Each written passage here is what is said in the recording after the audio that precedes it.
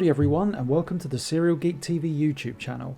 My name is James Eatock, and today it's time for a top 10 list. And this time, it's the top 10 episodes of The Real Ghostbusters. The Real Ghostbusters is one of my all-time favourite cartoons. I've often said that I believe it to be the best written animated series of the 1980s, and to be honest, how could it not be? The show had a wonderful foundation to work from with the original movie. Its fantastic premise, perfect mix of horror and comedy, and wonderfully defined characters gave the writers of the series so much to work with. All that said, as any fan will tell you, the show changes somewhat dramatically after the initial 78 episodes, and not for the better. In short, and I've already made a detailed video about this on the channel, so take a look, due to the interference of a consultancy firm, numerous changes were made to the show by the network that really did hurt it. Thankfully, the aforementioned 78 episodes featured many stories worthy of a top 10 appearance. Even an episode that was okay still contained great dialogue. Anyway, with all that said, let's count down what I believe to be the top 10 episodes of The Real Ghostbusters.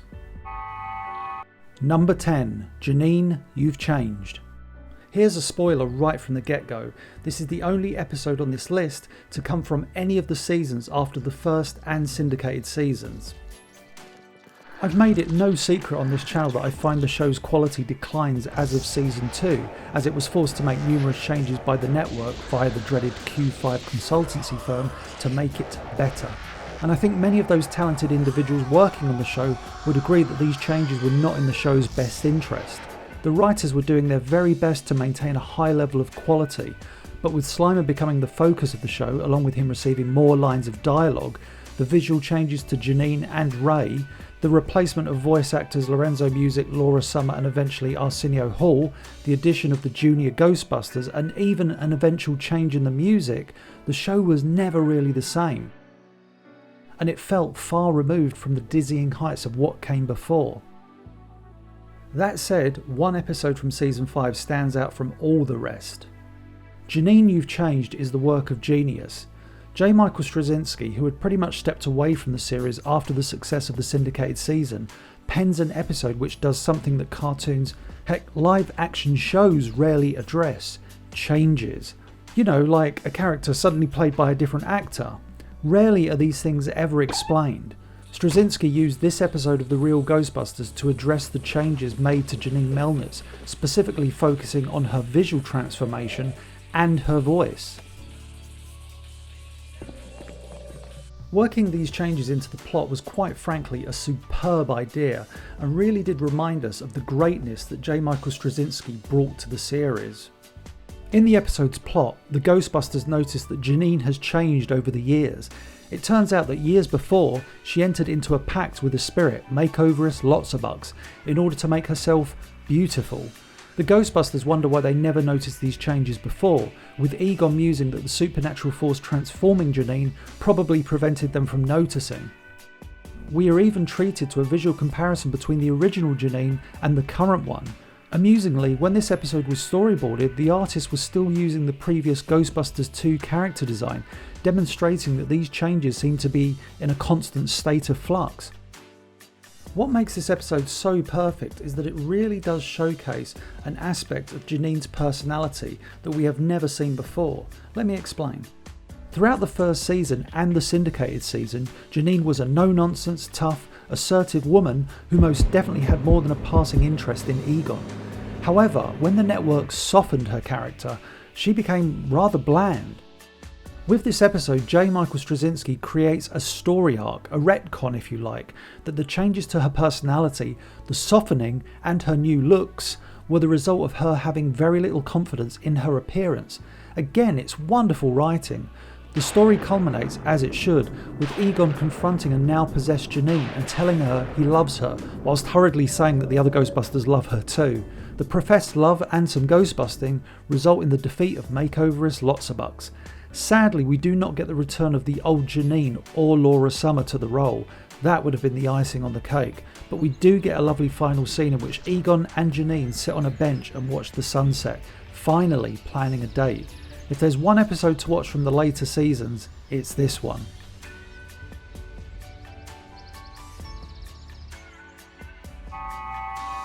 Number 9, The Boogeyman Cometh. You knew this episode was going to be on the list, right? I'll be honest though, for the longest time I was not a fan of this episode. I do recall that I missed its initial UK airing, which meant that I would have to wait a few years until the episode made another appearance on terrestrial TV. Also, I was not a huge fan of the Boogeyman design. However, over the years I have dramatically warmed to this episode, really appreciating why so many people cite this as one of their favourites. The story centres around Egon Spengler, a character who, for the most part, is impossible to find fault with. In short, he's very, very good at his job, and with his calm exterior and pronounced logic, often seems to have the ability to handle any supernatural situation. However, The Boogeyman Cometh reveals that one supernatural situation is beyond even Egon's rationale. This episode sees Egon fearful of the very thing that made him become fascinated with the supernatural, as we learn that as a child he was visited by the Boogeyman, and it pretty much scarred him for life. The beautiful thing about this revelation is that it works perfectly with the character of Egon Spengler. It doesn't feel too far out of left field, even though it does cause us to pause and reanalyse the character. The episode is a real exploration of how powerful an emotion fear can be, and it shows that even the most intellectual of people can suffer from its debilitating effects. Whilst Egon Spengler is naturally the star of this episode, the other Ghostbusters do fall into the background rather dramatically, but from a storytelling point of view it makes sense, as this episode would falter should it showcase all of the Ghostbusters at the same time. We need as much Egon Spengler screen time as possible for this story. Some fascinating visuals permeate the episode, especially when Egon encounters the Boogeyman for the first time in years, with Egon's glasses reflecting the terrifying creature. You get a real sense of the otherworldly power that the Boogeyman wields, with the use of yellows and oranges, creating an eerie, iridescent glow every time the Boogeyman breaks through the dimensional barrier. And the look of the Boogeyman, designed primarily by Everett Peck, works without a shadow of a doubt. The visual of a creature with an oversized head, a head which is so prominently used in many scenes, especially peering into the real world from his own twisted dimension, is perfect. And speaking of the Boogeyman's dimension, his world is a terrifying visual treat in itself. Another scene worth bringing up, though completely unconnected to the episode premise, is the opening scene with the Ghostbusters chasing a gangster ghost through the streets of New York. The energy with which the chase is animated is jaw-dropping. Although the remainder of the episode in itself is animated at a high level, clearly a different animation team were working on this opening scene. One of the biggest laughs in the episode occurs when Egon explains to the parents of Kelly and Megan that the Boogeyman lives in their closet, with the parents promptly asking the Ghostbusters to leave. A real moment of Straczynski grounding the show in the reality established by the film. A fan favourite that often tops many a top 10 list. Number 8, Cold Cash and Hot Water. The sequel to the just outside the top 10 Venkman's Ghost Repellers. When we last heard from Peter's father in the aforementioned episode, he was selling ice makers to Eskimos. A phone call from Peter's father causes Egon to react with a mixture of shock and almost fear upon hearing the name Hob Anagarak. It's amazing how a tiny moment like that in a script can tell us more than any flowery explanation could. We know the character of Egon, he's logical and cool when it comes to scenarios. For him to react in such a way, we are aware that something big is on the horizon. The Ghostbusters' trip to the North Pole is amusing, most notably when Ray is buried by an avalanche, and once freed from the avalanche by the proton beams, Egon advises Ray not to talk as he could evaporate. Hello? Try not to talk, Ray. You're still partially neutronized. You could evaporate. The line is delivered with such calmness that it's impossible not to laugh out loud. In all of his scenes, Peter's father is as memorable as he is in his previous appearance in the series. For those that don't know, Richard Mueller created the character of Peter's father for the novelisation of the movie, which helped him in getting hired for the series. Thus the writer had a good grasp of the character. Not only does Mueller bring back Peter's father, but he also brings back our favourite charlatan, Dr. Bassingame, in a very unexpected but utterly logical appearance. Of course Peter's father would associate with that no-good Dr. Bassingame. The episode is surprisingly not an action-packed one, relying on the events driving the story to really dominate, and yet the episode still feels epic. Methinks this is largely due to Hob Anna-Garak, who is a fantastically designed demon towering over the Ghostbusters and probably most other ghosts and demons in the series. We learn pretty soon that Hob Anna-Garak's power dwarfs the Ghostbusters' ability to contain the creature in a dramatic scene with wonderful visuals that takes place in Central Park.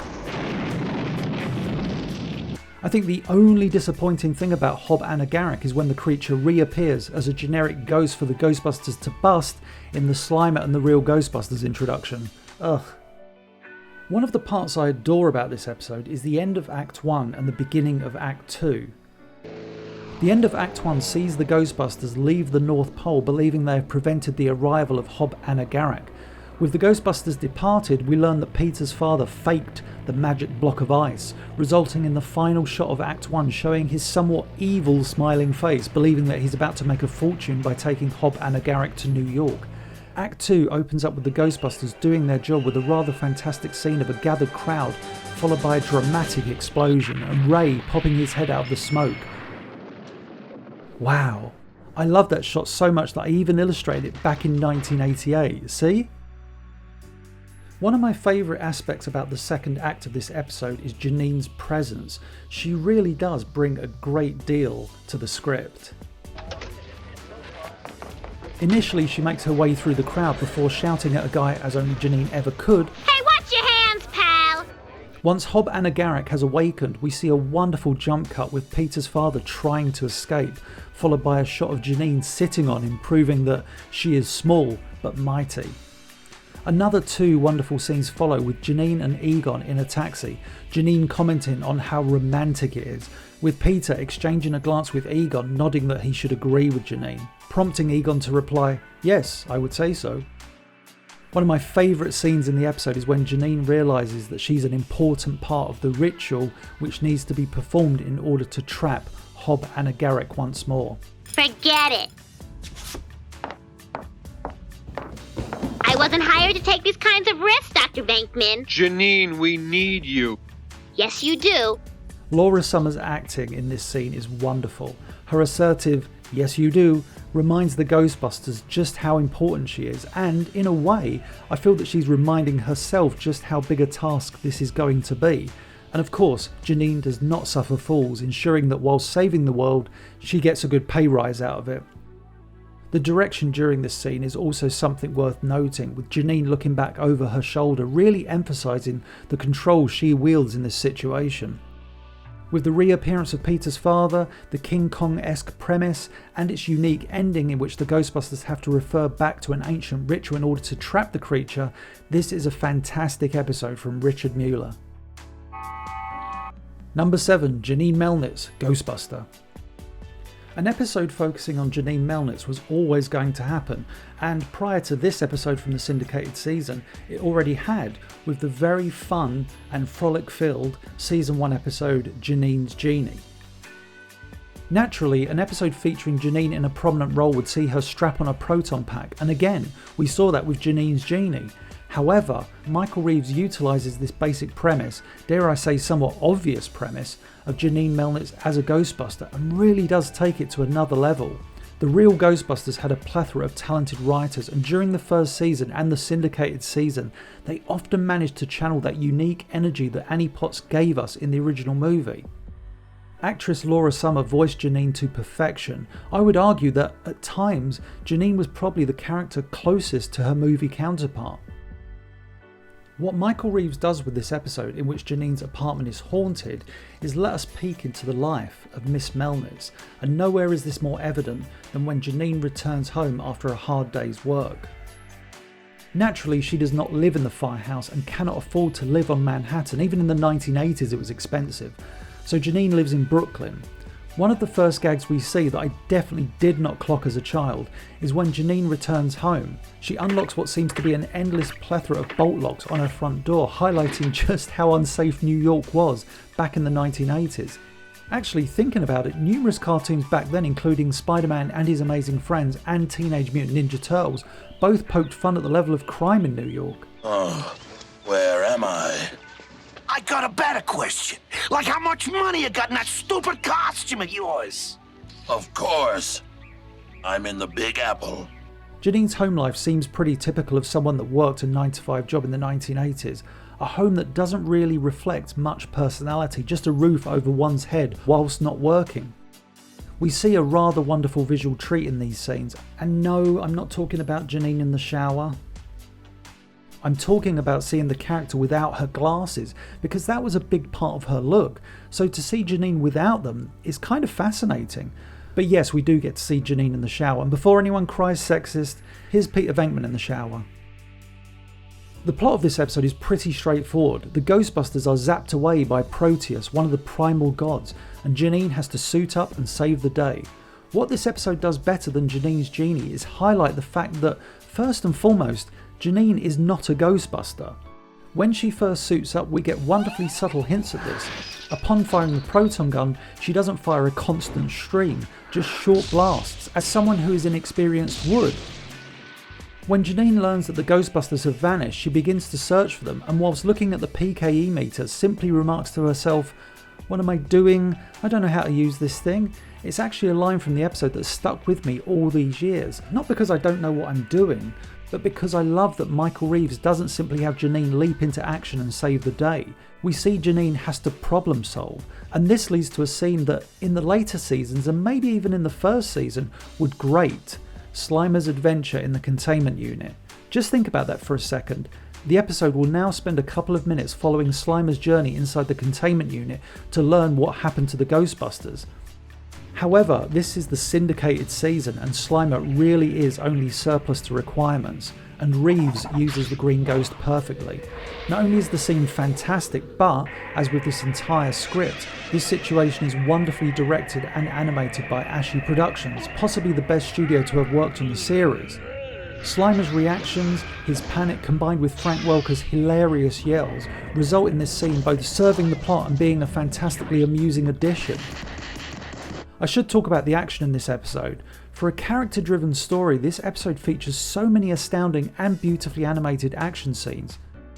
We have the opening montage of the Ghostbusters in action, the battle with the possessed statue of Atlas at Rockefeller Plaza, Slimer's aforementioned adventure in the containment unit, Janine's battle with Proteus, and a big old explosion too.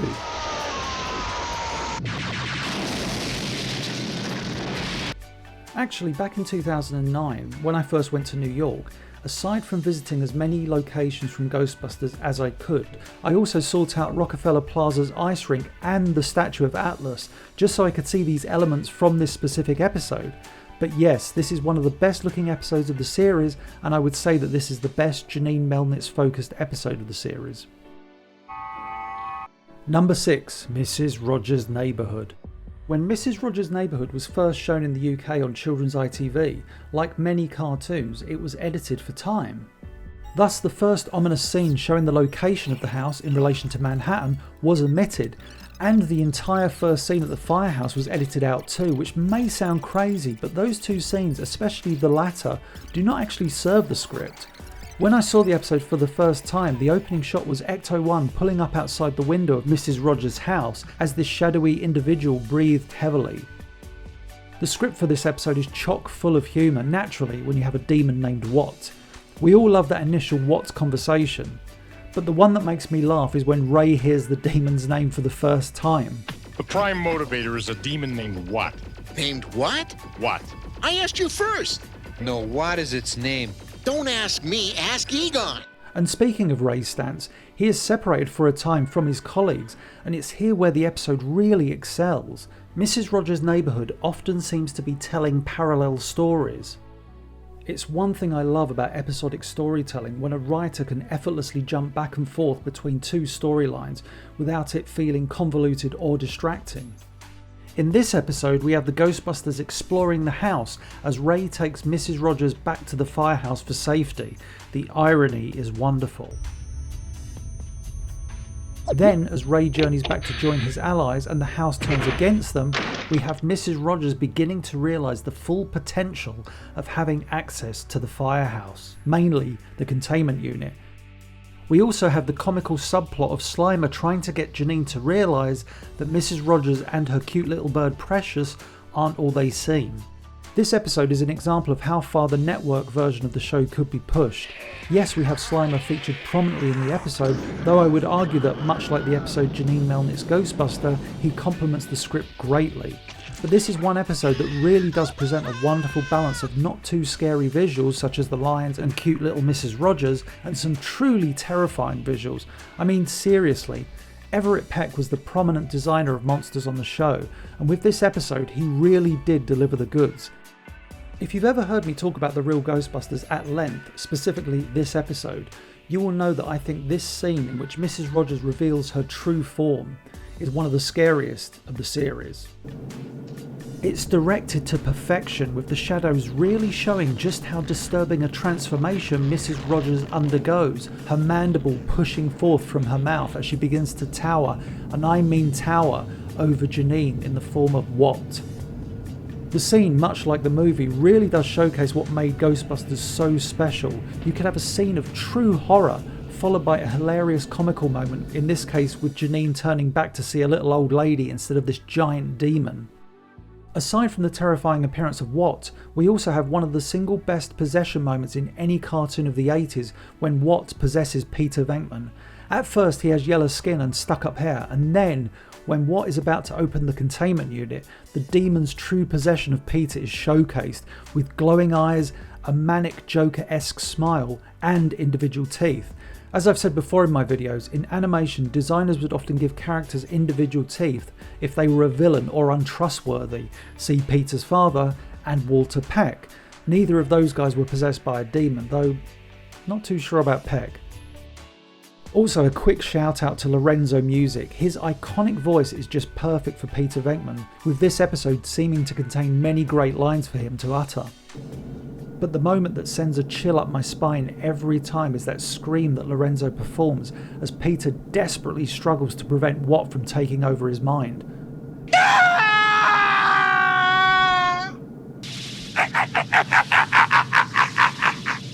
Whilst other episodes in the series have scary visuals, especially those syndicated episodes, none ever feel as horrific as they do in this episode. Mrs. Rogers' Neighbourhood feels like an episode with horrible, grotesque visuals straight out of the original movie, probably the best episode of the initial network season. Number 5, Ghost Fight at the OK Corral. Taking the Ghostbusters out of their environment is always a risky thing, and it's kind of the very thing that J. Michael Straczynski advised the writers of the series not to do, in the sense that it's a very Saturday morning cartoon trait. Let's take this premise, this group of characters, and put them in a new environment. Whilst it could be interesting, sometimes that would lead to episodes of shows feeling a tad forced and even cliched. And Ghostbusters could often be found guilty of this. Let's put the Ghostbusters in space, let's put them in Scotland, let's put them in the lost city of Atlantis. Okay, so that last one didn't happen, but you get my point. Ghostbusters, by its very nature, is about 4 guys who are janitors. Not superheroes, janitors. Also, as I've said for years, New York is an intricate part of Ghostbusters. Removing that background means that the story you're about to tell should be a good one that needs the Ghostbusters to be out of their comfort zone. Thankfully, writer Mark Edens tells one of the best with Ghost Fight at the OK Corral. The idea of the spirits of Doc Holliday and the Earps reappearing, intent on recreating the gunfight at the OK Corral, is a simple premise, but this episode handles that premise so beautifully by perfectly weaving the Old West with the science of the Ghostbusters. Throughout Ghostbusters, Peter Venkman never seemed to care for anything other than money and women, though not in that order. Thus, it's rather fascinating that in this episode we learn that Peter has a deep love of the Old West, something that the other Ghostbusters simply do not care about. We learn that Peter spent his time in college reading Dewey L'Amour authored westerns, which of course leans into what we know about the character from the movie. He never studied. It's a bit of a role reversal, as the others have passions that Peter's openly mocked numerous times. Ray's childlike love of everything, Egon's entire fascination with science, and Winston's love of the Jaguars. It's interesting to see how the other Ghostbusters, whom I mentioned do not care about the Old West, slowly get into it and begin buying into the lore. Let's go. Okay. Slimer is probably the only issue I have with this script. In the episode, the running gag is that Peter is unaware that Slimer is present, saying, rightly so, that the Green Ghost's appearance would ruin the feel of being in the Old West, and yet that slightly suggests that he doesn't even need to be present if he's not really contributing to the script. Whilst the animation in this episode is very pleasant to look at throughout, the confrontation between the Ghostbusters and Doc Holliday and the Earps is one of those moments that really does transcend the series.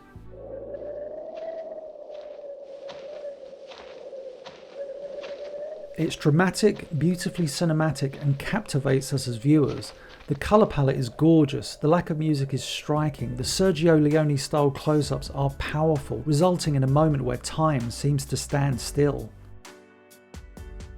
When Wyatt Earp declares draw, the music kicks in, as do the proton beams and spectral bullets that we can only imagine are pretty deadly, and it's a spectacular scene. It's also the attention to detail that I love. Watch as Ray and Egon turn back to fight with Ray trying to grab his proton gun. The next shot showing Egon's beam holding back the ghost as Ray's beam furiously strikes the floor heading towards its target. It seems like an unlikely coming together, but Mark Eden's beautifully brought together Ghostbusters and the Old West. Number 4. Night Game. Baseball, a sport that has never really taken off over here in the UK, and by all accounts is nowhere near as popular as it once was in the United States. Regardless, that does not stop Night Game from being one of the best episodes of the series. The reason for this is a combination of 3 things. 1. A wonderful script by Catherine M. Drennan that brings Winston Zeddemore to the forefront. 2. You don't have to be a fan of baseball to understand and appreciate the events of this episode. And 3. Wonderful animation by one of the best Japanese studios to have worked on the series, also responsible for the next episode on this list too. Although quite the action-adventure plot, Drennan crafts a perfect script with much characterisation on the part of Winston, with Arsenio Hall delivering a wealth of great dialogue. You really do get the sense that at times he's trying to demonstrate to his co-workers that he's not just the 4th member of the team, the everyman. He demonstrates a desire to learn about his spiritual sighting, understandably losing his patience when Ray and Peter mock the event he witnessed. Even when they do listen to Winston, there's a slight dismissiveness about them, which thankfully prompts Winston into action.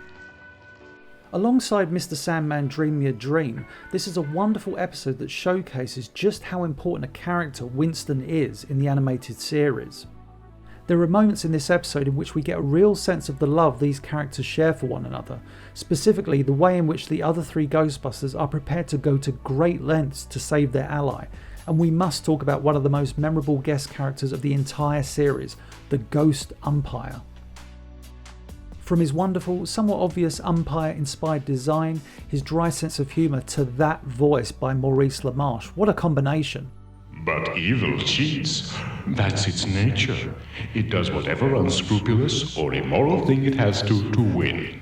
That's why we call them evil. Only good is not allowed to cheat. If good adopts the ways of evil, it becomes evil. So if good cheats, evil automatically wins. Got it? The great thing about the umpire is that even though he cuts an imposing figure, one that could easily be considered a villain, he's actually completely neutral, bringing a wonderful aspect to the episode, a spirit that wants to aid the Ghostbusters in their understanding of the situation they find themselves in. And then we come to the twist, or at least what we think is the twist. We learn that the forces of good and evil are fighting over a single human soul, which the Ghostbusters assume must be Winston. A wonderfully dramatic moment comes when Egon realises that the Ghostbusters cannot interfere, as the umpire tells them no one can be neutral, and so if the Ghostbusters aid the side of good, good must forfeit the game, and Winston will lose his soul. This of course leads to the moment of triumph in the episode when Winston scores a home run and wins for his team.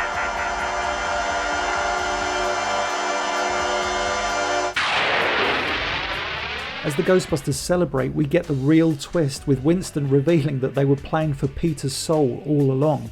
Another wonderful moment. And I mentioned the visuals of this episode, my goodness. From the fantastic character designs of the spirits playing for good and evil, to the frankly at times phenomenal spiritual effects that Winston first encounters on the baseball field. Heck, even the relatively dead baseball game that Winston overly enjoys is given a wonderful atmosphere, or should that be lack of atmosphere? And the direction. We have the gorgeous ethereal glow created by the spiritual shield, wonderfully causing the colour palette of the Ghostbusters to shift dramatically. And no, this wasn't simply a trick in camera with some sort of orange filter. As you can see, the cells were painted to reflect the spiritual activity our paranormal investigators were encountering. Also, one of my favourite pieces of direction showing the Ghostbusters receiving a call and springing into action occurs in this episode. Just watch this. Fantastic. The syndicated episode Don't Forget the Motor City, penned by the awesome team of Pamela Hickey and Dennis McCoy, has the wonderful line in reference to the Ghostbusters, "Nothing worse than professors who throw around sports metaphors." This is the one time those very same professors and a sport complemented one another to perfection. Number 3. The Collect Call of Cthulhu. When an episode of an animated series can be appreciated by one fandom, that's pretty good. When an episode of an animated series can be appreciated by two fandoms, that's something rather special. And Michael Reeves was that very writer to give us the episode of The Real Ghostbusters that does just that. The Collect Call of Cthulhu, amusingly miscorrected to The Collect Call of Cthulhu, is simply put an episode that has amazingly high stakes and a plot that does not let up for a single second. From the moment the episode begins, every single scene serves the plot. There's no deviation, silly aside or anything like that. And this may have something to do with Reeves penning this episode without any appearance from Slimer. Thus what you have is an episode that feels a lot like the first movie, with the humour coming from the characters themselves rather than the antics of Slimer. I mean, thank goodness for the syndicated season, right? Not sure a network version of this episode would have allowed for the omission of Slimer. This episode wonderfully demonstrates how good the Real Ghostbusters could be. We have a cult of uniquely dressed yet still threatening people doing their best to unearth an evil god. Just that premise alone is fantastic, and the locations really add to the feel of this episode. We start off with a location almost synonymous with Ghostbusters, the New York Public Library, in which they had their first spiritual encounter. We also have locations such as the sewers, Wagner's Occult Shop, a bookshop which houses a vast basement in which the cult of Cthulhu meet, the New York subway, and the final battle taking place at the pretty much even then run down Coney Island. It feels very much like the movie in that the city of New York is a character in itself.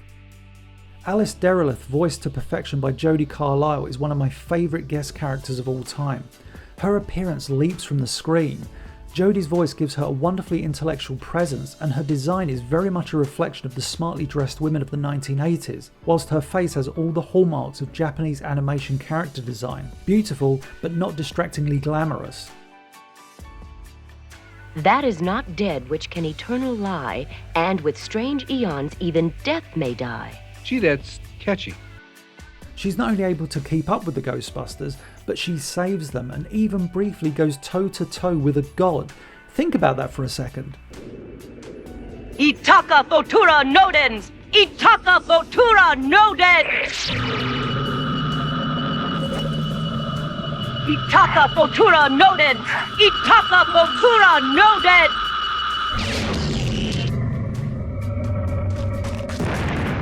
The saddest thing is, Alice never made another appearance in the series. She would have been a most welcome addition, although methinks advisory company Q5 would have found a great way to fix her character as they did with Janine Melnitz.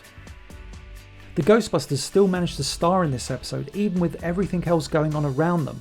We get a plentiful amount of action scenes, our heroes fighting the spawn of Cthulhu, then attempting to fight Cthulhu in the traditional ghost-busting way, only for Peter Venkman to prove not only to be the ideas man, but also be the brave soul who lures Cthulhu to his eventual destruction. And we get one of my favourite shots in the entire series when the Ghostbusters fire upon the now trapped Cthulhu. As the beams begin to ensnare the great god, Ray calls for more power, leading to the true power of the proton packs being unleashed as the proton beams begin to shoot out with such aggression that the Ghostbusters have to ensure they don't get blown away themselves. More power! Did he break free before the lightning strikes?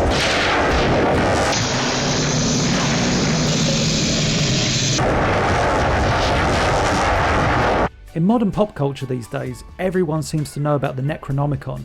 It seems to be the go-to artifact in order to generate many a story in the world of entertainment. For me, the Collect Call of Cthulhu was the first time I recall hearing of the Necronomicon and famed science fiction writer H.P. Lovecraft. Speaking of whom, this episode was also Michael Reeves' love letter to H.P. Lovecraft, as the characters Clark Ashton, Ted Klein, Alice Derelith, Wagner and Mr. Howard were all named after authors whom H.P. Lovecraft himself corresponded with. With this episode, Michael Reeves managed to write a script of the Real Ghostbusters that was a love letter to a writer that inspired him without making it feel obvious. Heck, if this episode wasn't great enough, we even get a Scooby-Doo-esque moment with the unmasking of the cult leader. And who is the first person to comment? That would be Frank Welker as Ray Stantz. You know, Frank Welker, who played Fred Jones. Clark Ashton. Boy, you can't trust anybody. Number 2, Knock Knock. Knock Knock, the episode that genuinely gave me nightmares after the first time I saw it. Honestly, it really did. And I'm guessing that would make J. Michael Straczynski smile. For a writer, penning an episode about the end of the world, knowing that it actually scared the audience, is a testament to their work. The premise of this episode is terrifying, with a group of engineers discovering the Doomsday Door. When the door is opened, evil itself begins slowly taking over New York, and one would assume that eventually the rest of the world. Actually, one of the best pieces of dialogue in this episode occurs when Ray explains to Peter how evil is slowly taking over, by comparing the situation to that of leaving an old sock in the wardrobe. It's brilliant because it both works to explain the situation to Peter and we the audience. Peter, did you ever leave some old socks in your closet too long? And the whole closet began to smell like your socks? Maybe. Well, the same thing here. Unless we do something to stop it, the whole world will soon smell just like your socks. Eternal darkness, and the earth will be governed by ghosts. There's an element of this episode that leaves us asking questions, not because Straczynski has failed to tie up any loose ends or anything like that, but because we question some of what we have witnessed over the course of the episode's duration. Right from the get-go, those people that board that train, all those people on the train screaming for their lives, did they all die? Because the next time we see the train, there are only skeletal forms. That's one thing that has always creeped me out. We have the woman stood at the end of the line, seemingly waiting forever, the hell-like rowboat, the talking tree, the cavern is only a cavern on the inside. I can't even explain that one. One of my favourite action scenes of the series occurs in this episode when the Ghostbusters board the subway train in order to track down the source of the disturbance. The lights, in true 1980s subway train fashion, flash on and off, with one such moment resulting in the appearance of what appears to be the undead. The lights then go off completely, with the Ghostbusters unleashing the full fury of their proton packs. The VHS release version plays Tahiti's The Boogeyman song during this scene, and it isn't as effective as the syndicated version in which the Ghostbusters theme song plays.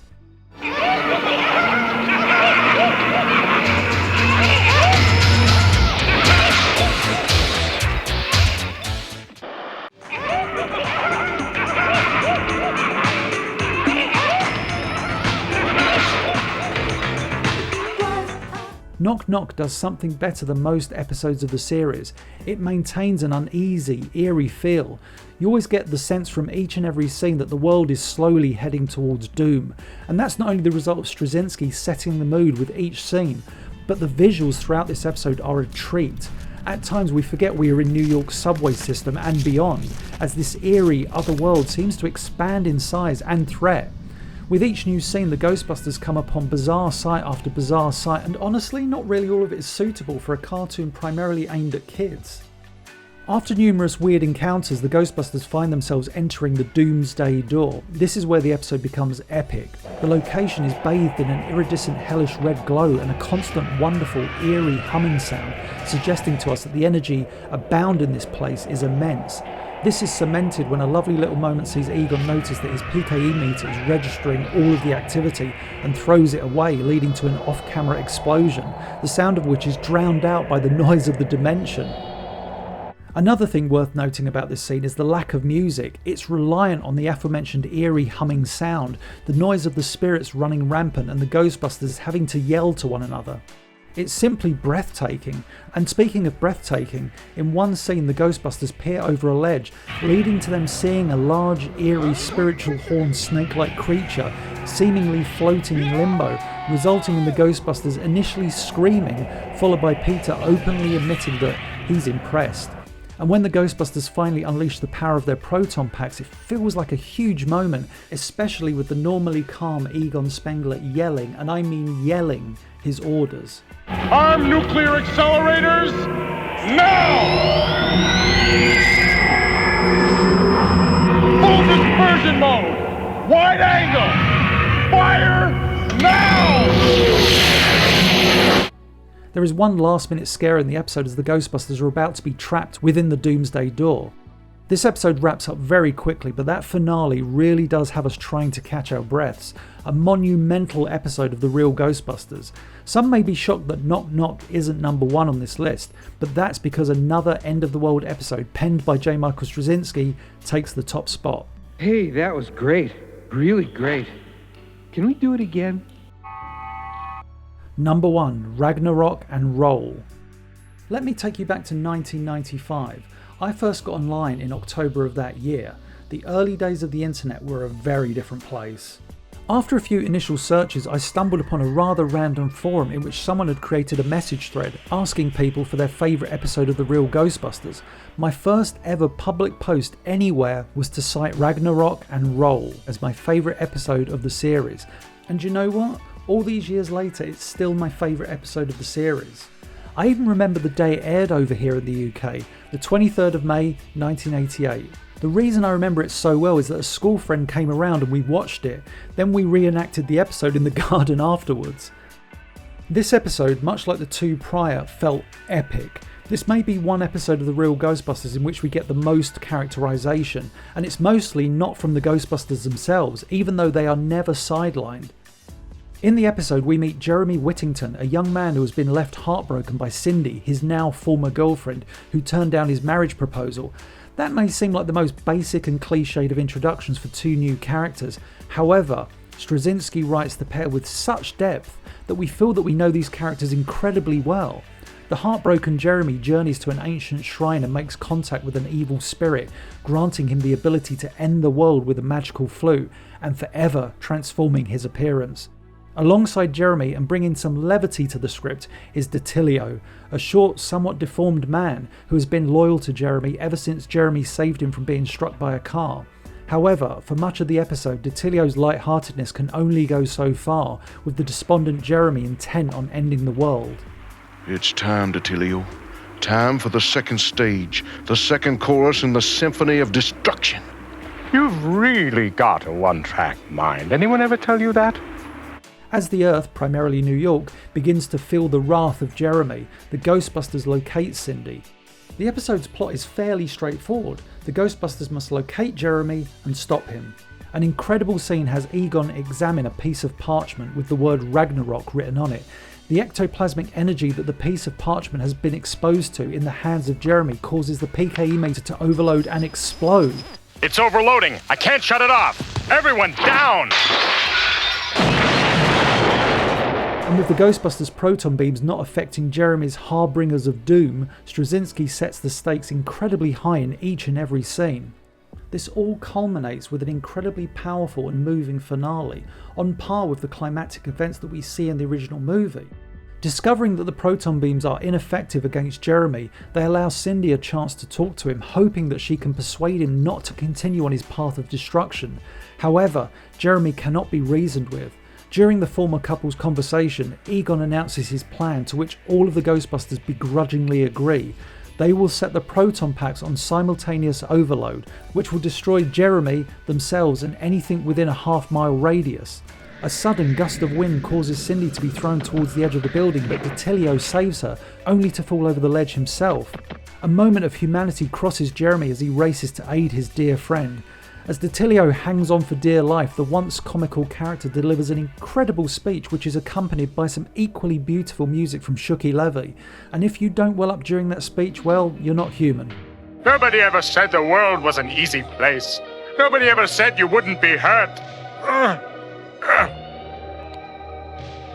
If you weren't sufficiently loved, it's your own fault, not the world's. Detilio, please. You're my only friend. You can't do this. Just take my hand. No, I don't want anything to do with you. You're the one who doesn't care. You were born with everything. I had nothing. but I'll have more humanity, more love in my going out than you'll ever have. Jeremy, finally seeing the error of his ways, saves his friend and plays the flute once more, which begins to reverse the trauma he has inflicted upon the world. The spirit lashes out in anger at Jeremy, with the Ghostbusters seizing the opportunity to fire the proton beams at a somewhat weakened spirit and defeat him.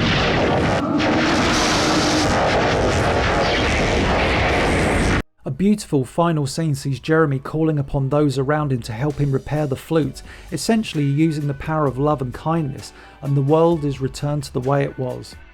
The visuals for this episode are also rather wonderful, with some truly lovely character designs, such as the appropriately big-eyed Cindy in order to convey much emotion, the Elvis-inspired Jeremy, which Frank Welker wonderfully acknowledges with his voice, and Maurice LaMarche's kind-hearted yet pain-ridden voice for DiTilio.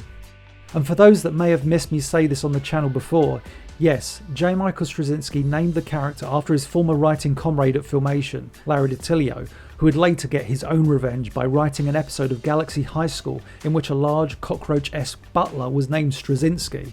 But yeah, this episode, it's a fantastic piece of writing, and like many episodes on this list and throughout the series, demonstrated that the cartoon could be just as good as that first movie.